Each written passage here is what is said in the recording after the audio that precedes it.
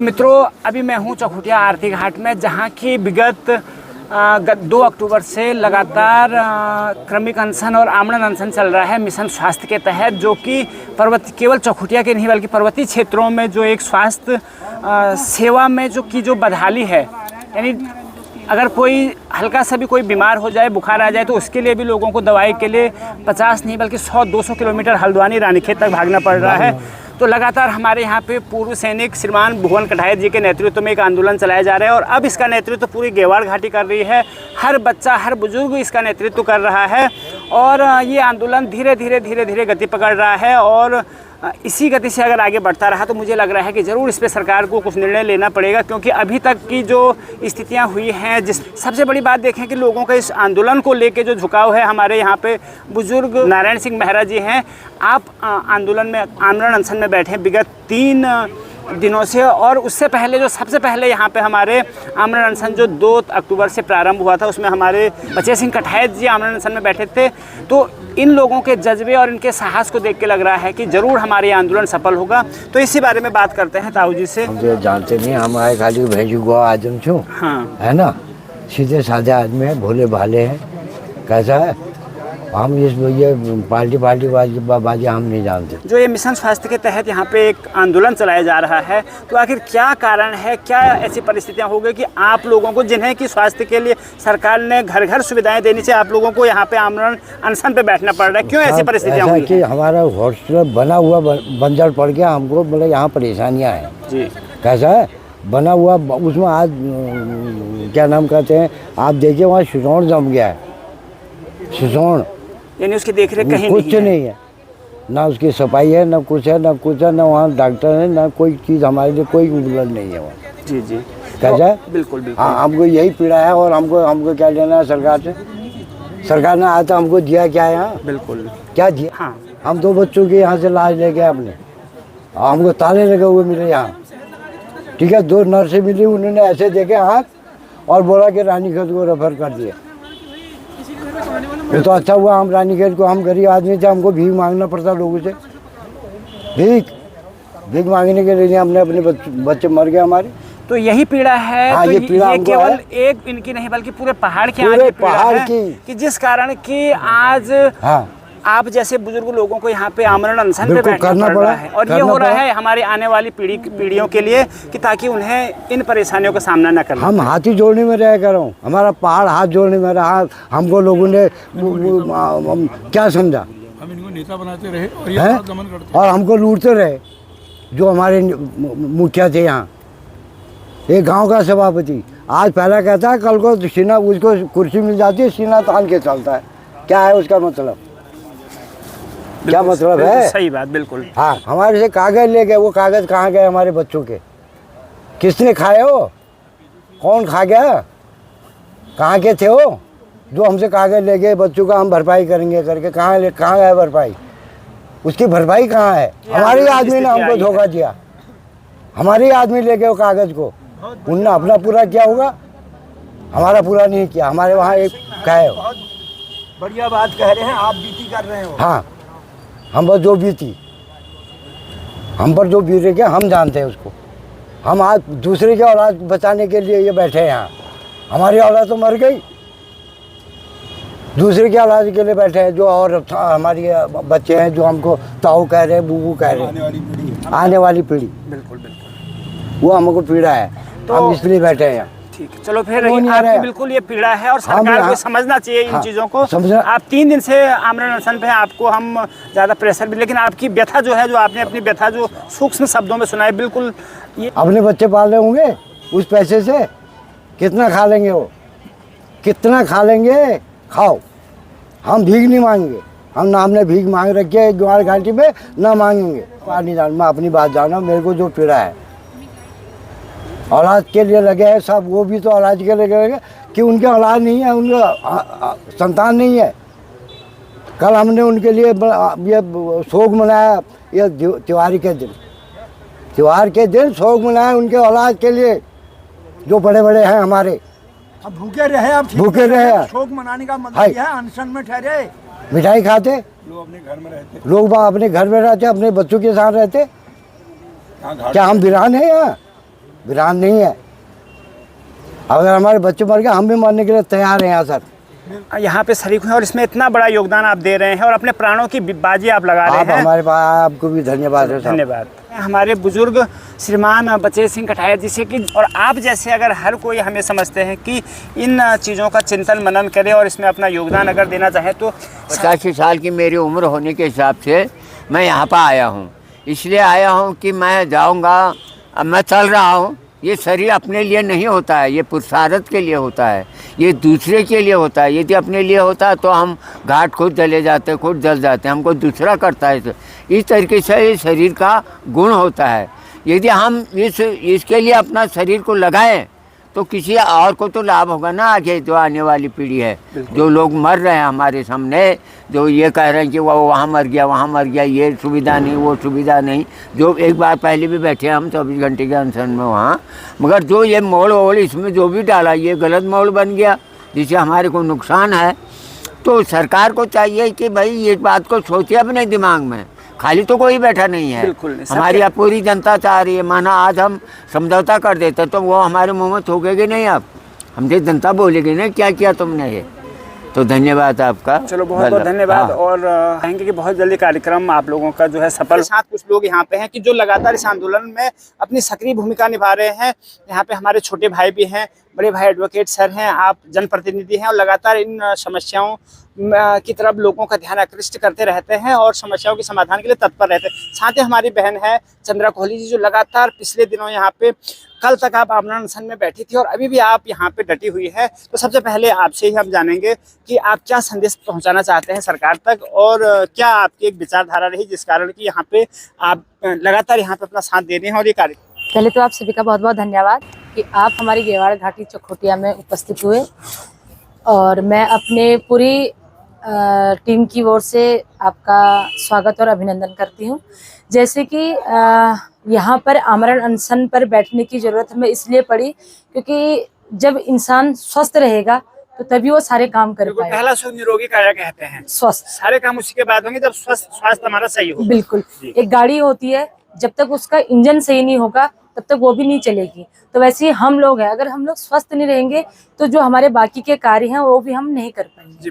तो जो हमारा मौलिक अधिकार और जो हमारा मूल अधिकार है वो हमारा स्वास्थ्य है।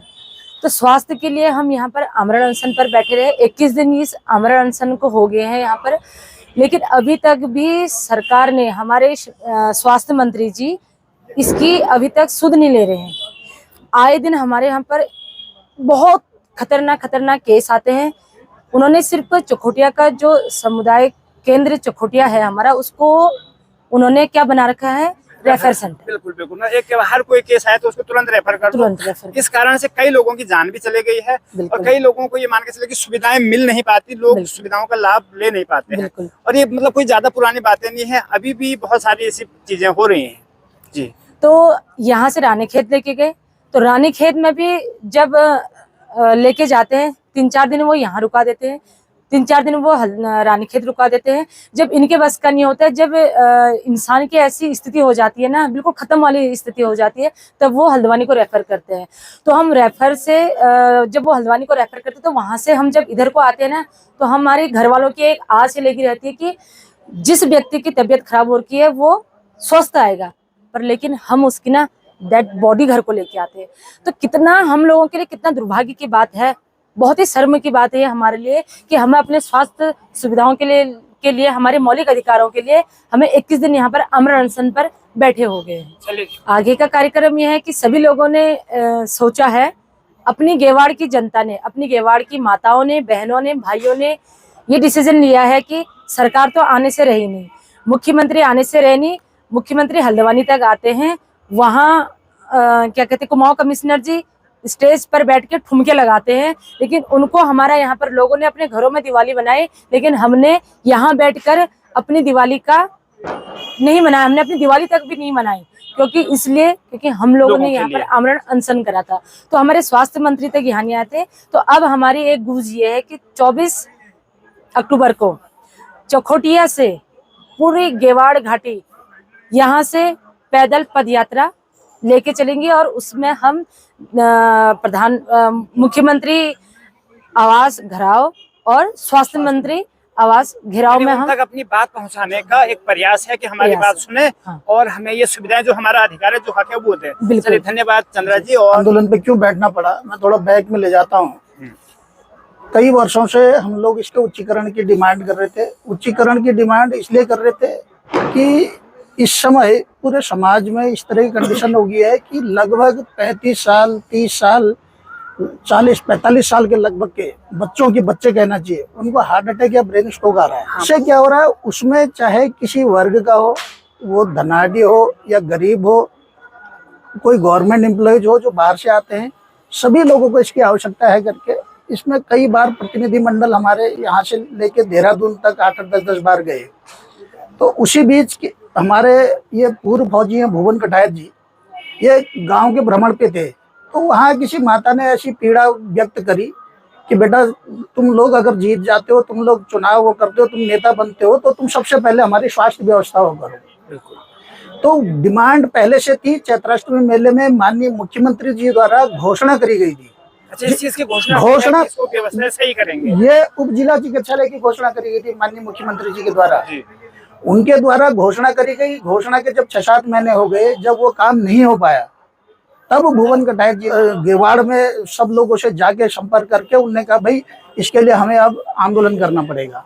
और उन्होंने निर्णय लिया 2 अक्टूबर से हम लोग आमरण अनशन में मैं बैठूंगा। जब उन्होंने ये अलग जगाई तो उसको देख के बचे सिंह बुबू हैं 85 वर्ष के, उन्होंने वो करा। उनको देख के पूरे समाज के अंदर ये पहला मैसेज गया कि भाई इतनी पीड़ा है, पीड़ा हर एक के अंदर होती है, व्यक्त नहीं कर पाता है। बिल्कुल। और एक माध्यम मिला है लोगों को, और लोग बढ़ चढ़ के और इस सुविधा को, परसों बीच में तो एक हमने यहाँ पे आक्रोश रैली देखी जी, तो मुझे लगता है कि पूरे पहाड़ में अपनी तरह का पहला जहाँ इतने लोग जुड़े। पहला, मैं आपसे कह रहा हूँ, हम लोग राजनीतिक पार्टियों से भी हैं, हमने बड़े बड़े नेताओं की रैलियां मैनेज होते हुए देखी हैं।